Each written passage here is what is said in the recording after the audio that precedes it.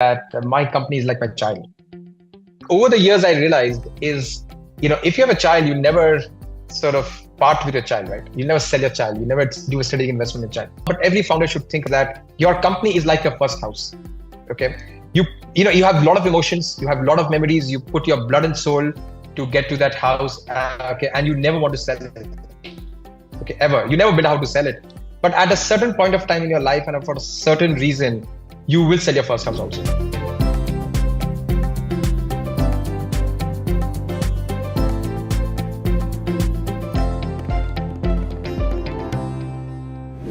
Hello everyone, hello founders, and welcome to SaaS Bhumi's Founders Deep Dive. As you guys know, we are doing multiple podcast series, and this show actually is called as the Founders Deep Dive. So this season 2, we are trying to do a slightly different format or a structure. In season 1, we have generally went broader story about the founder and sort of covered more breadth rather than depth of any particular topic. From season 2 onwards, we've taken a slightly different approach where we are trying to take 2 or maximum 3 topics and go deeper into those topics. And with that background, I want to welcome Aditya Tulsian in season 2's this episode 2. Thank you, Aditya. He was a founder for a company called Numberz, which got later acquired by ChargeBee. And he's now part of ChargeBee as a general manager for receivables division. And without further ado, I want Aditya to give a quick background intro about himself, and then we'll get straight into the show. Cool. Thank you, Suresh. Thanking me. Thanks for having me for part of this show. Really excited. I've gone through a lot of the stuff that you guys have done. And when I just wear a founder's hat, I've really found those content amazing, and the stories that you guys have brought I hope these stories were there when I started off. Actually, at least when you started off, there is a community, but stories was missing. When I started, there was no community only. Yeah, I know. We can almost have this thing we call the founder's journey. We can call it the ecosystem's journey. And how each new founder, when he joins the ecosystem, has a different experience. But thanks for having me. As a quick introduction, like a typical Marwadi from Calcutta, the moment you're born, your destiny has always been written. You either are supposed to be a chartered accountant or you're supposed to be a trader. And my entire family was chartered accountant, and I thought, no, I don't want to have the conversations on stock market, accounting, and stuff like that. So I'm going to become an engineer. So I did my electronics engineering from Pune. And quickly I realized that, though I love technology, I still like a bit of the business side of it. So I did my MBA from ICP Hyderabad. Then I joined a global consulting firm, worked across the globe. After a couple of years, I was just thinking about, is this the right time for me to get started? And at that point of time, one of my alums introduced me to a company called Intuit. Intuit, as you know, is one of the world's leading accounting and tax software provider. And they were just starting off the business in India and Asia. And they made me an offer to come and be part of the team that was setting up the entire business in this region. So it almost felt like you're getting paid to be in a startup.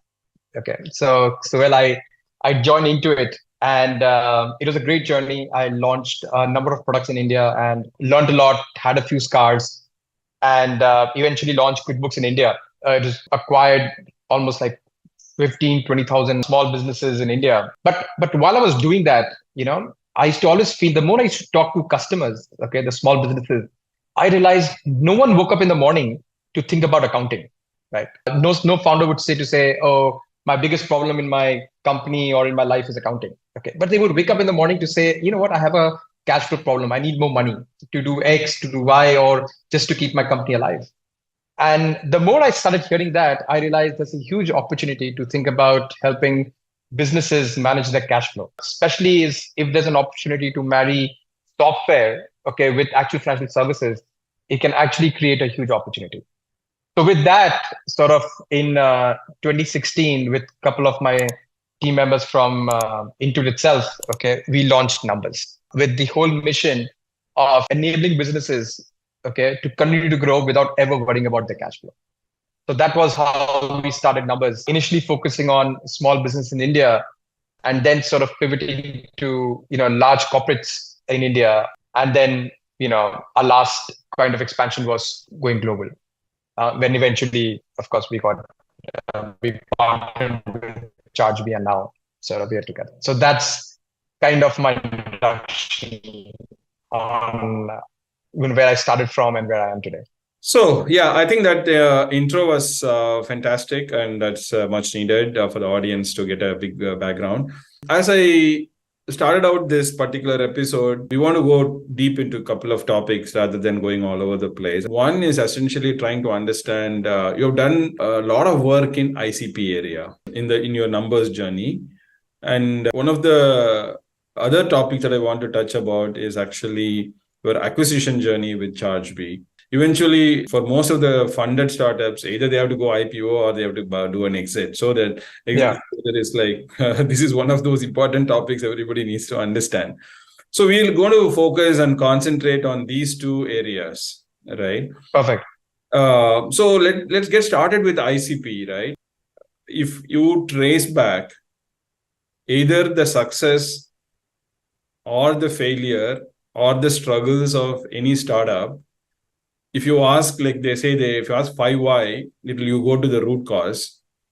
And if you ask the same 5 whys, it will go back to a clear definition of ICP if it is a successful startup, or very vague and confusing definition of ICP when it becomes a startup that's going through a struggle or challenge. So that's really how I generally think about the importance of ICP, which is the ideal customer profile. So tell us about your own journey on ICP and how did you define when you start a company? That's the very first thing that somebody has to decide. I also want to touch base on this topic a little bit more detail. Does the problem come first or the person come first? In ICP, where is the real starting point? Got it. Oh, well, I think that's a very, very interesting question to start with. Okay, the way you framed it. In my journey, both at Intuit, then at Numberz, and even some of the work I'm doing at ChargeBee now, the Uber level problem always comes first. So as an example, we started by saying that we want to solve a cash flow problem, okay, for the small businesses. So the fact that there's a cash flow problem is kind of some of your insights into the segment, into the industry, tells you that this is a problem that really exists. That problem also gives you a kind of a broad ICP. So as an example, I said cash flow problem across small businesses in India. So by definition, I've already started defining a bit of my ICP, but that's a good way to start. But when you start thinking about you want to build a business and for that you want to build a product, right? The same large segment has to actually be brought, to really a smaller subsegment, okay? And a lot of my learnings have come from Scott Cook, okay, who was a founder at Intuit. And he used to always use this whole framework called go broad to go narrow, right? So, the definition it was broad enough definition to start with. So the initial period, you do an experiment. You may experiment with, say, a small business, which is also a trader, a small business that's a manufacturer, a small business that's in services, a small business that's in import-export. So you start experimenting across all these 4 or 5 segments that you think about. And as you move forward and as you get more and more learning, you try to narrow it down to say it's Indian small businesses, but who are into trading, who have a high rotation of working capital. So they have a problem that's much bigger than let's say services company, because services company, the profitability is high. They don't really always suffer for working capital. They have some other challenges that you go for. So a trader requires a working capital on an ongoing basis just to keep the lights on.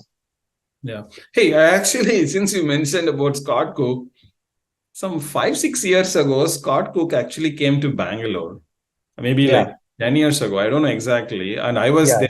I actually met him in person. Oh, really? I was there in that event. Any chance you were also at Intuit time? Yeah. So no, I wasn't at Intuit at that point of time. I had just quit Intuit. And I think in my first year or the second year of my startup. Oh, and really? So then I had sort of got to him and said, I want to meet you now that I'm an entrepreneur. But at that point I had just quit. Oh, really? So maybe we missed each other in that event. Yeah. And I still remember that. I think that was almost his last visit to India. Yeah. Okay. I don't think he came after that. No, after that he hasn't come. Yeah.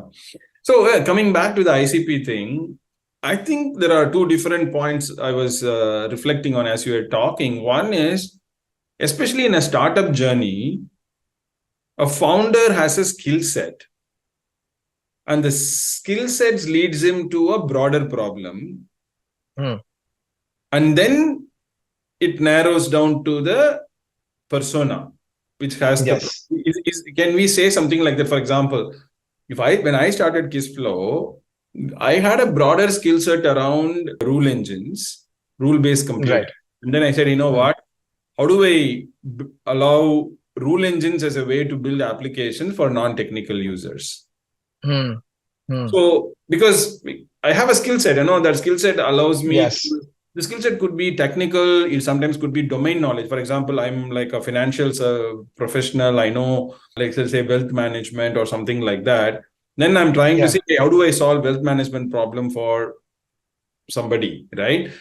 Typically, here I also want to introduce the nuance of B2B versus B2C.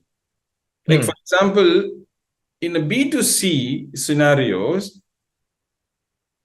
rarely domain knowledge comes first, right? Because you really don't need domain knowledge, because a lot of people without domain knowledge from college dorm rooms, they are starting companies in B2B. Right? Because college students are starting startups in B2C, which means that they don't need domain knowledge. There, the problem and ICP comes more accurately first. But when it comes to B2B, it seems like the founder's background and the domain knowledge naturally leads to a broader problem that they wanted to solve. From there, they are trying to narrow down to the ideal customer profile. Is this a better way to think about it, or what is your views on this? I'm just trying to purposefully.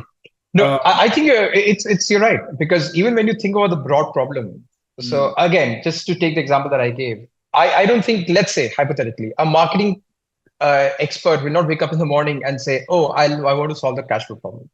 They may wake up and say that, with all my experience, I know that people are not able to target their customers better, or businesses are not able to target their customers better. Or they are not. SEO is an important thing. Everybody is missing it. I want to solve that. Exactly. Yeah. Now, that insight can either come from experience. For example, a lot of B2C startups, okay, they would have some experience. They would have said, oh, this is a very shitty way to get delivery, okay, for my food in the night. Okay, so therefore I want to change that. Okay, or they would say, like Facebook, there has to be a better way to find smarter people on the campus, right? So that's an experience that they are having, right? And similarly, that experience in a B2B scenario comes in from the expertise that I understand this space pretty much well. And therefore, within that space, I think this is the problem statement, which is in their sort of worldview, it's a big enough problem, right? So it comes from either experience or insight. But both of them will always come with some ICP in mind. So example, if you say Facebook, he pretty much started by saying that it is largely a university level problem. Okay. Yeah. He didn't say that I want to go. Yeah. Okay. So therefore that broad definition of ICP is already there with him. The problem always comes with a kind of a broad ICP. And then, smart founders are able to really narrow it down to say, within this broad ICP, this is the segment that I think I can get people to adopt more or use more, or this is a bigger problem. For the audience, I just wanted to clarify how I'm trying to drive this conversation. First, I wanted to get some base concepts right in everybody's. Yeah. And then the second part of this ICP conversation, I wanted to go deeper into how you translated these ideas or conceptual understanding of these ICP problems into Numberz journey. Right. And that way people can sort of roughly match the theory with the practical stuff, right? So that's where I'm heading with this. So one more question around this in terms of the theoretical understanding is, a lot of people tend to confuse customer segment with ICP. Why don't you talk to me related to how is customer segment interplay with ICP? Like, is it same or is it different? Or for example, I mentor a lot of startups in Tamil Nadu, especially outside of SaaS companies. Anyway, SaaS companies, we're doing it part of SaaS Boomi, but out of SaaS companies, I do a lot of startups in the tier 2, tier 3 area. I call them and say, what is your ideal customer profile? They'll say, for me, SMB is my ideal customer. That is more like a segment or based on size of the company, not an ideal customer profile. I'll also go on this one before I answer this question, right? When you call ICP, there are also different levels of ICP. Okay. As an example, one level of ICP could just be which type of organization is the perfect customer for you. And then the next level of ICP would be within the organization, who's the real buyer, who's really going to take the decision, make the payment, and actually even use it, right?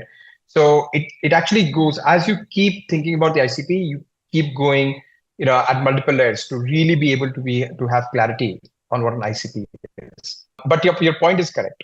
A segment is always slightly broader. SMB, as I said, SMB as a segment is broad. Okay. Then within the segment, you can say sub-segment to say within SMB, it could be traders. Okay. Within traders, I could further come down and say that those traders who I'm taking a bit of reference of my experience at Numberz. Okay. But within those traders are those businesses which have to rotate every 7 days to 15 days. And within that, I could also think about the type of trader could be a commodity trader, okay, or that of trader could be someone who's going to manufacturing add-ons. So this level of understanding comes from at a firmographic level to say this is the definition of the firm which would want to buy my product. And then the next level of detailing comes to say, even if I'm able to get to the firm, who's the actual buyer? And I always take this definition and, more from a B2C perspective is, especially in our Indian households, when you go and buy a broom, the person who's going to pay for the broom and the person who may use the broom are maybe two very different people. When you buy a child's toy, the person who's buying the child's toy, whether be the person who's going to, get excited to get the toy, are two very different people. Similarly, in a B2B scenario, the founder owner may be the decision maker, but the influence and the user may be very different. Okay. Yeah. So again, you have to be very clear, what is the definition, which type of founder or promoter has this problem, and what type of user/influencer you have to deal with. Okay. If you don't understand these aspects as well, then it starts impacting your sales journey and your marketing journey. So it's almost like the way you think of any business thinks about the funnel in terms of their conversions. You can almost think about your ICP in terms of every layer you have to start thinking and discovering as you go forward. It's a very interesting point. You sort of got ahead of my next question, which I wanted to say. The word customer sometimes is misleading because there are three. We think customer as one person or sometimes a type of organization, but customer is like three people. Like the buyer, they're called the economic buyer, right? Who's going to pay money for your product and he's trying to get some economic benefits out of that payment he's making. Yes. So that is the first one. And then the second one is the user. Let's say a parent buys like a baby food. The user is the child. Yes. The mother is going to be the buyer. And if the baby food is not going to taste good, baby is going to spit it out. And the mother will not buy it next time. So the person who's using the product also needs to like the product. And then there is a third person, which is like the influencer, right? Here it could be like a pediatrician doctor or something. Yeah, absolutely. And sometimes even the mother-in-laws. No, absolutely. That actually in Indian household, it could be so many of them, but you're right. So many of them. So I'm taking this baby food example because it's very easy to relate to. Yes, and completely. One of the things I realized is, if I trace back Byju's example of why it sort of failed, went through a lot of challenges in the recent 1 year, is that they got their focus on ICP, they overly focused on the buyer and sold vision for them, and they completely missed the user. User is the kids. They didn't have stickiness with the product. So after 18 months, when the renewal cycle came for Byju's, and the parents figured out that their kids are actually not using. Yes.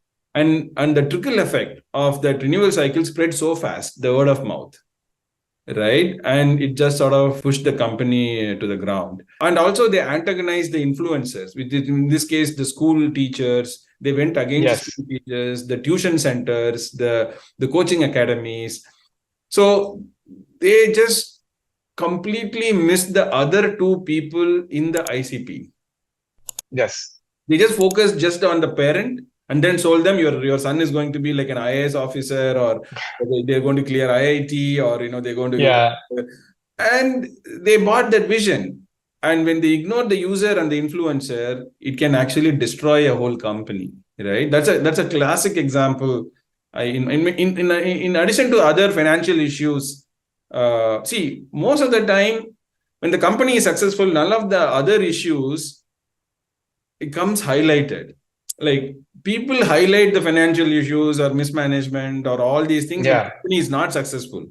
If the company is successful, some more people want to sort of bury all of that. And then, so I think the root cause of the problem is the company did not succeed, and that I can trace it back to ICP. You're bang on. Every experience that we've had, okay, whether across last 10 plus years that I've been in this space, I can tell you it's all boils down to understanding the customer, okay, and both in terms of who will buy, who will use, but more importantly, why are they using it? And in the end, sometimes they do purchase. You may get the reason right, you may get the problem right, you may get the purchase right, you may get the whole funnel right. But you also have to start figuring out for that ICP, is the benefit being delivered on an ongoing basis? Yeah. Right. Actually, since you are in numbers and you talked about accounting, I don't want to underestimate the power of the influencers, because the example of Tally, one of how they were able to use influencers, in this case, chartered accountants, and get massive monopoly in India. Yeah. I'm just saying, all these three roles, if you correctly in ICP, like the buyer, the user, and the influencer, Tally is a great example of how they leverage the influencer and got into that many penetration, right? Like to the extent that, the Intuit went back out of India market because probably, I don't know, they were not able to compete in that SMB segment, right? I think Tally is the leader in that SMB segment maybe. But nevertheless, these three are so important. I think often misunderstood. Now that we got some of these basics right, it'll be good to understand from numbers perspective, how did you go about this ICP? What was your initial ICP? And also let's talk with the initial ICP, because ICP is also something that keeps evolving as the company grows, right? It's not like a cast in stone kind of thing. One thing we always wanted to answer for ourselves is, we would never stop by at the level to say, do you have a problem? We would actually try to figure out, why does that problem exist for those kind of businesses? And if we are able to understand that problem, then we knew that our solution could solve the root cause of the problem and just not the symptom. So we quickly realized in the initial 9 to 12-month journey, okay, was that the trading community and the services community, which had a certain volume of invoices that we were creating every month, had a cash flow problem. So our initial firmographics were the trading segment, the services segment, the volume of invoices, and also the value of invoices that we created. So these are 4-5 parameters that we quickly came up to say, if these parameters are being met, okay, the person she's most probably going to use a platform. So once we got that right, so that was the first 9 to 12-month journey. The second journey really start becoming to say, fine, within these two segments as well, why do these problems really exist? Is it a problem because their own internal processes are not able to keep up with some of the work that's happening? Is it a customer related problem, okay, that's going on, that the customer just their customers don't pay them on time at all, and therefore no software can really solve it, or is something else that's happening? So again, you quickly start figuring out, if once you understand some of the root causes for these segments, the question then you have to ask yourself is your solution, whether it's the software, whether it's something else, can solve the problem or not? At least initially, when we realized that some of the segments actually have the buyer behavior problem, or the way some of the practices are in the ecosystem, a software cannot change that. So even if the problem is big, and even if that particular sort of business segment is adopting a platform, eventually we won't be able to solve it very well. Okay, the wow factor or the benefit won't be delivered beyond a point. But we realized that there were certain segments where the late payments, okay, that were really coming in were largely because of the business's internal issues and less to do with their buyer. So that could have been solved by software or any other tool. So we started now going deeper into that segment. Okay, rather than go after a segment which was paying us decently well, was actually, especially in the Indian community, trading is a huge segment. We actually stopped trying to deal with those trading segments. We started only going after, companies which also had a service component to it and had a high volume of invoices. And we could understand that the reason that the dealers were happening were more internal rather than just the way the industry was. So that was also one journey that we went through, where we kept honing in and going deeper into a segment. And now, instead of just focusing on the overall firmographic details, we started focusing on why does a problem exist. So I've just shared this with you to tell you, understand, even in the ICP journey that we had, we kept improving or kept learning at every stage. What are the aspects of our ICP definition we should think about, so that, at a certain point of time, we know the segment that has a problem will adopt a solution and see the benefit, and therefore will keep renewing the software. I wanted to provide a quick summary of this particular topic for the audience by giving an example. And if you can also repeat it for numbers, it will be useful. For example, if you take for KISSFlow, we are defining our ICP as companies that are $500 million and above revenue in the enterprise segment, irrespective of industry verticals, and they have a digital transformation function, and there is a transformation owner. So he is our economic buyer. This is the company. This is the economic buyer. Okay. And the user is process experts in their team. There will be like an expert who is actually a process in the particular team. They're the user. So the buyer is the digital transformation, this one. And then the influencer is actually IT team, because they have to get the technology. So we define our ICP as this customer segment, this size, and he's the buyer, he's the user, and he is the influencer. That is the clarity that most companies in the startups needs to have. And what would be that for Numberz? Yeah. So for the first segment of our journey, okay, our definition was companies that were, anywhere between, let's say, 5 crores in revenue to right up to 50, 60 crores in revenue. That was a segment. They usually would have the total number of buyers for them, okay, would be anywhere between 100 to 1,000. Okay, their invoice value would be, anywhere between even 100 rupees to right up to a few lakhs, not more than that. Okay, of an average value of the invoices. Okay, and most of them would be on a tally in terms of their accounting solution. And of course, there would be an owner, okay, but they would also have a full-time financial executive, okay, who's handling this entire sort of process internally. And there's some other details. For example, we would check with, are they GST registered, on a few other things, just to make sure that they were falling into the formal ecosystem that we had to deal with.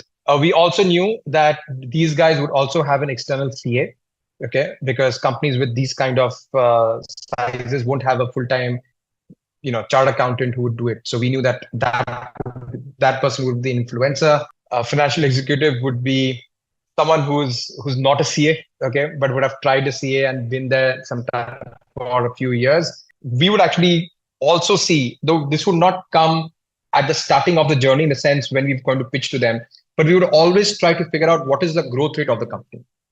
Okay, how have they grown? We would sort of ask them a few questions to figure out, has the company been growing over the last couple of years? Because that will also give us a mindset of the buyer, of the owner of the company. Because that actually used to define the probability of the sale closing within a short time. Okay. I was So I was actually getting there.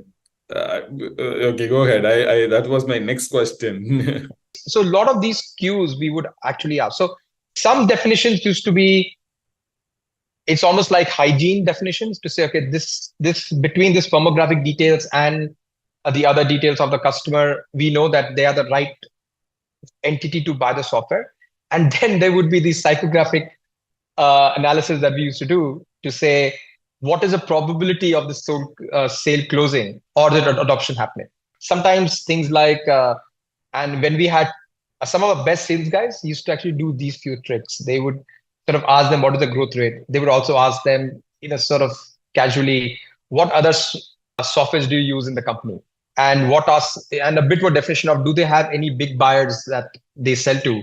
Because that also forces people to get a bit more formalized in the processes. So these couple of questions used to start telling us the probability of this sale closing. As you guys can clearly understand how elaborate this ICP definition is, right? So there's so much amount of work that goes in defining this ICP, because the repercussions of incorrect ICP is massive. If you don't have a correct ICP, what will the marketing team do? Who will they target? They will be targeting the wrong people, right? So just talk about experiences of incorrect or very loosely defined ICP and the effect of marketing and go-to-market in Numberz. Before you do that, I'll give you a very classic example that actually I learned, and that has become my sort of go-to example whenever I speak about ICP to my team or even externally. I'm sure a lot of you guys would know that there's a company called Box, okay, and there's a company called Dropbox. Now, both these companies, okay, are pretty much in the same space. Both the founders are phenomenal, right? So if you do any psychometric analysis to say both are aggressive, both are growing, everything else is great, both are in the same segment, both of them are pretty large, successful companies. So when we used to start thinking about these two companies, and we used to say which of these two companies would be the best sort of buyer of any cash flow based system, okay, cash flow management platform, especially from a receivables perspective, what you would realize is while a lot of the ICP definitions would meet both of them, but the way they run their businesses is very, very different. And that comes, I think you just elaborate at that smart level, that they both sell to two different types of businesses itself. Box sells to enterprises, Dropbox sells to the freemium, SMB kind of space. And because of that, the type of cash flow processes they need to follow are very, very different. So the problem they face is very, very different. So now if you are a cash flow management software or a receivable software, okay, or whatever other piece solves in this journey, the type of solution they both require is very, very, very different. So therefore, externally, they would have met all my ICP requirements. But till the time you don't understand the second level of details to say what is their real business and who they sell to, okay, and therefore what the processes are, the type of solution you'll provide them is very, very different. So to going back to your point on marketing, right? Even when you go out and give your ICP definitions to marketing, I actually think the product team plays a very, very critical role in trying to help the marketing team understand that when you are going out and you're trying to target a customer, sometimes you have data sets. As an example, again, I'm just going to take Box and Dropbox as an example because it's so easy for a lot of people to relate to. You would have a lot of external data to be able to target both of these companies. Okay, but you won't have enough data to figure out, which problem do either of them have. And therefore, the product team then has to then work with the marketing team to say, there's a way that you can target both of them, but these are the additional marketing statements you need to add so that if either of them read it, okay, they know this is for them rather than just a generic one. So to your point around ICP, the marketing team and the product team actually have to work very, very close together to help understand, number one, what all external data is available for you to target them. Okay. And the second is, if you don't have additional data to target them, what are some of the marketing messaging that you have to put in so that when your ICP reads it, they know that this is their problem and not someone else's problem. Absolutely. The reason why I asked about the impact of marketing was also to articulate, like, for example, somebody says, I'm making a bike, right? Like a two-wheeler. And now you want to reach to the market, then they'll be thinking very broadly, hey, I have to go and put an advertisement in TV and newspaper and stuff like that. And then you start working out the budget. It comes to a bomb. Yeah. And then on the other hand, if they ask the question, hey, what kind of a bike is this? Who is the buyer? Who am I doing it?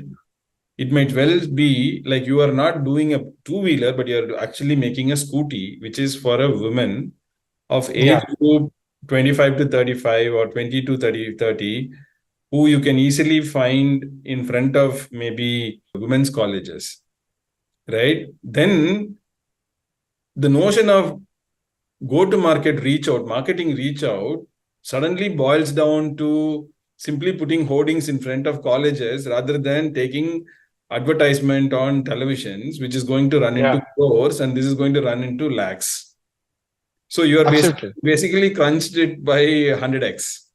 So the more narrower the ICP definition is, the more cost effective, and you don't have to boil the ocean to reach to your market. Otherwise, the more broader it is, the more unstructured it is, the more expensive it's going to be to do go-to-market and to do campaigns or to do lead gen.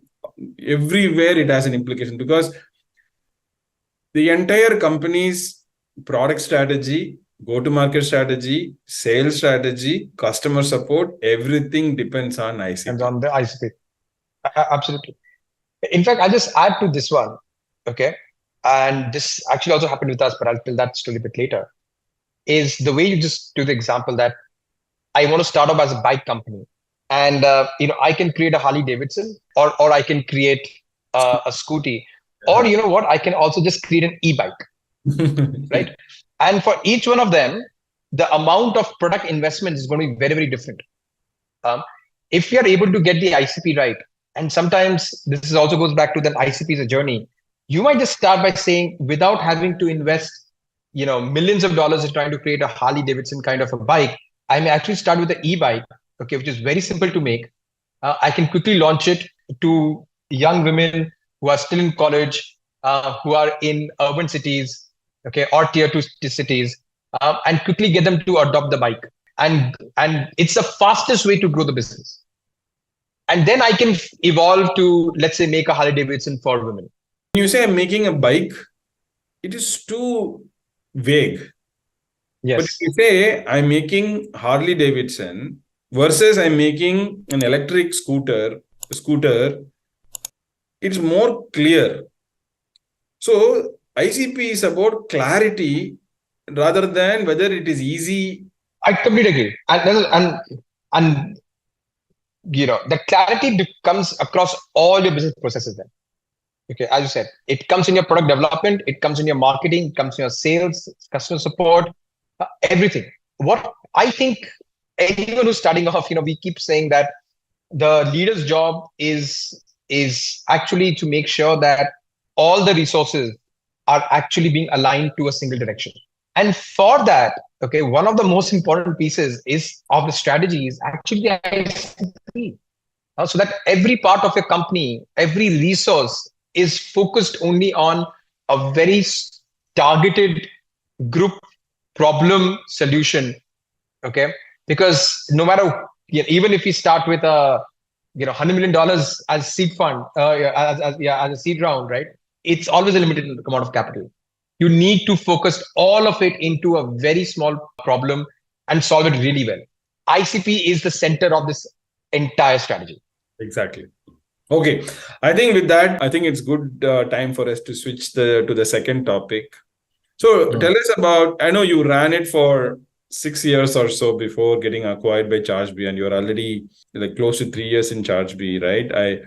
I think I always think like founders, after they're getting acquired, after like a year or so, they end up anyway leaving. The fact that you are there for 3 years or so also says something good about this whole acquisition that has happened, right? And it tells about the synergy and the mutual respect and the space that is available and everything, right? So tell us about how it happened, because acquisition is not an easy thing.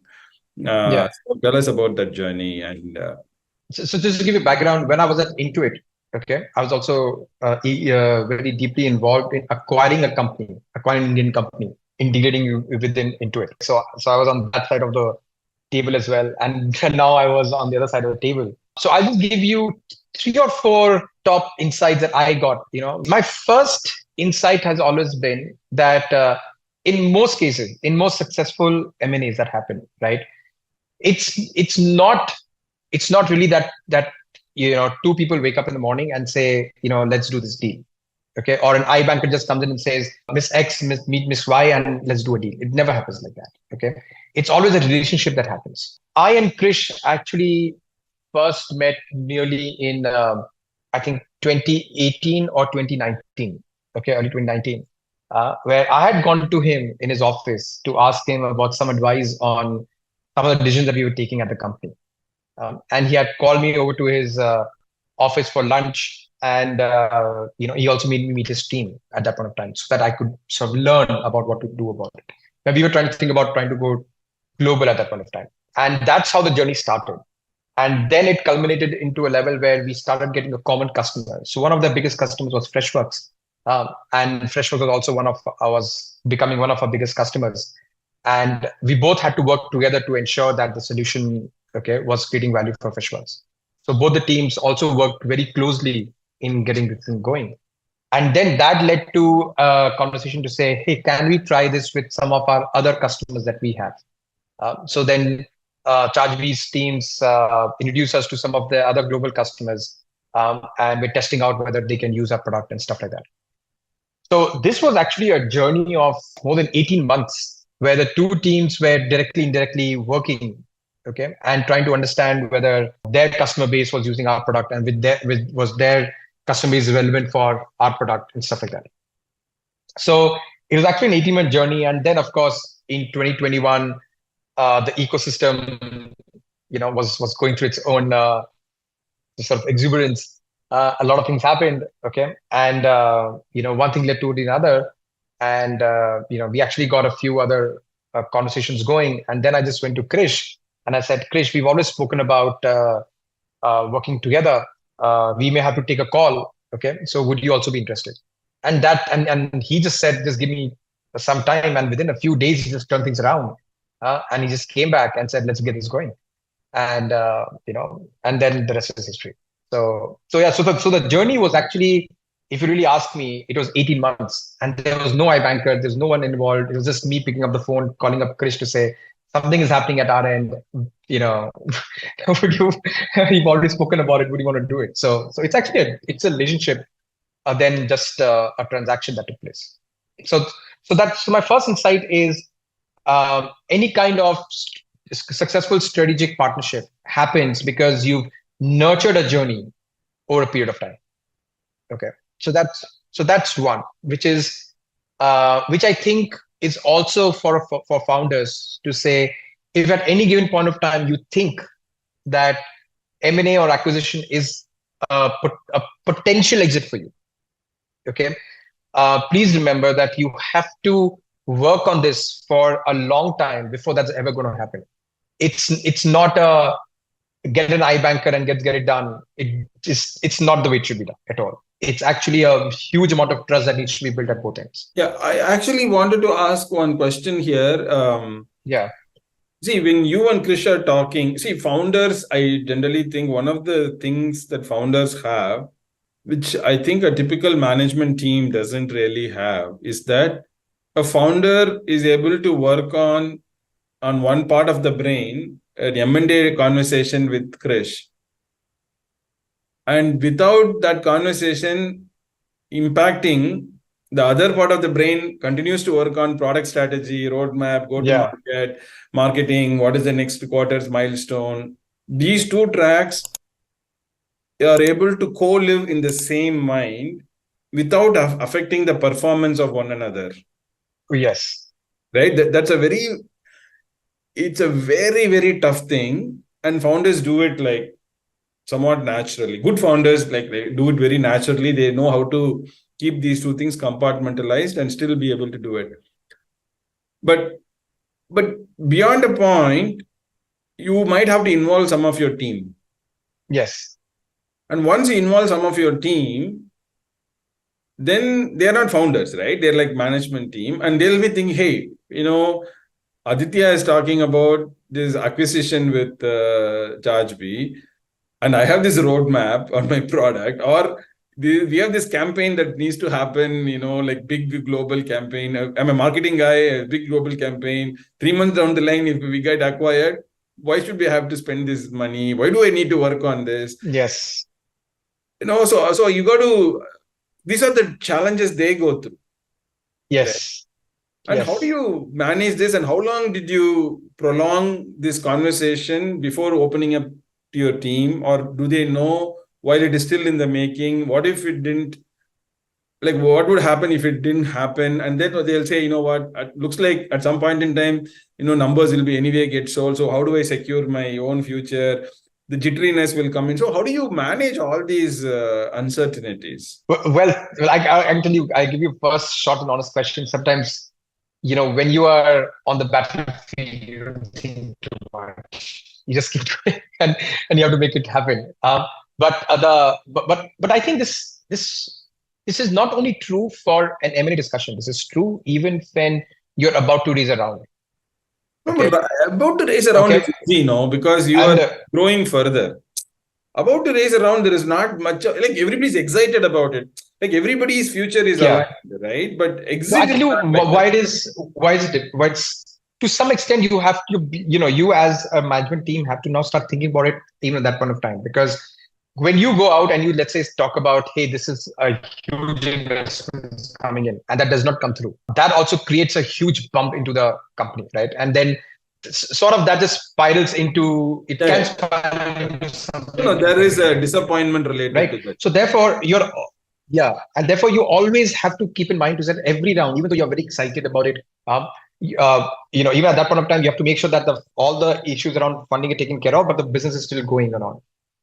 So I think some of that experience, you start accumulating over those years. In the M&A's case, I think some of it, that learning also helped me. A lot of the conversation, is one point that you made is at some level, I think it just comes naturally, or, you get used to it, is you're able to compartmentalize to some extent to say, these discussions are going on, but the business still has to go. Because one of the most important pieces that people have to keep in mind, is while this process is going on, of M&A or strategic discussion or strategic investment, whatever you may call it, if your business metrics dip, that's a huge, huge red flag. So even if the strategic conversation is going in the right path, it's meeting all your milestones, everything else, but at any given point of time, if there's a dip in your business performance, that can actually derail the entire process. So that one point is very, very critical. So which all founders have to really think about throughout any of this process. Second is when you, at certain point of time, you have to start involving people into this conversation. What you have to do is you again use the pyramid principle. You just in the next stage after it's gone to next level, you involve only one or two people and explain them what's going on. What is the implication, etc. And answer all of their doubts that are coming in. So as an example, once I knew that this conversation has gone to a certain level and it's really moving forward and I need help now, I actually spent time with two of my next level leaders, both one-on-one and one-to-many, where I told them what's going on. I asked them what do you think, what you're thinking about it, what's your perspective, etc., etc. Because I had to make sure that first allay all their fears or doubts or questions that they may have. And then when they have to expose a few other people, we would do the same thing with the next stage. So one of the most important pieces is that you have to do a step-by-step kind of a process over here. And at each step, you have to understand that, What are their fears? What are their questions? Okay, because if you don't answer them as much as you know, and you also have to be transparent, you have to tell them that I don't have these answers. A lot of people will ask the question around, things like what is the org structure? Okay, what's going to happen to our ESOPs? What's going to happen to this? What's going to happen to that? Etc. Etc. And honestly, you won't have majority of the answers. The answers will evolve as the process goes forward. So you have to be transparent. You have to be patient with them. You have to win them over, and then go one by one. And you also have to keep telling them that while all this is going on, the business cannot stop. In fact, I always say this: if it's possible at that moment, people should put in even more efforts to ensure that the business is not affected in any way fashion. If it means putting in more hours, if it means putting in sort of resources behind it, just to ensure that the diversion that it is causing does not impact the business in any way.